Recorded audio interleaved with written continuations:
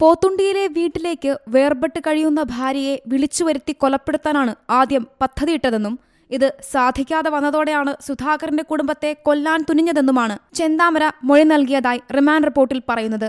കൊലപാതകത്തിന് പിന്നിൽ പൂർവ്വവൈരാഗ്യം. കൊലപാതകം നടത്തിയതിൽ പ്രതി സന്തോഷവാനാണെന്നും റിപ്പോർട്ടിൽ പറയുന്നു. പ്രാഥമിക ചോദ്യം ചെയ്യലിൽ തന്നെ പ്രതി കുറ്റം സമ്മതിച്ചിരുന്നു.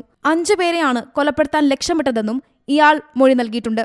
2019 സുധാകരന്റെ ഭാര്യ സജിതയെ കൊലപ്പെടുത്തിയതിലുള്ള പക സുധാകരന് തന്നോടുണ്ടെന്ന് സംശയിച്ചെന്നും സുധാകരൻ തന്നെ ആക്രമിക്കുമെന്ന സംശയത്തെ തുടർന്നാണ് ഇയാളെയും അമ്മയെയും വീട്ടിൽ കയറി വെട്ടിക്കൊലപ്പെടുത്തിയതെന്നുമാണ് പ്രതി മൊഴി നൽകിയത്.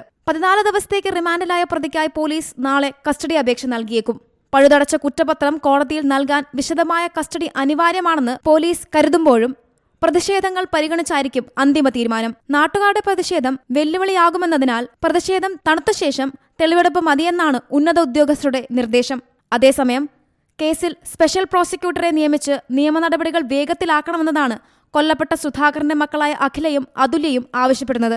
എല്ലാവർക്കും ഭീഷണിയായ പ്രതിയെ നിയമ നടപടിയിലൂടെ തന്നെ തൂക്കിക്കൊല്ലണമെന്നതാണ് തങ്ങളുടെ ആഗ്രഹമെന്നും മക്കൾ പ്രതികരിച്ചു. Zee Malayalam News, Palakkad.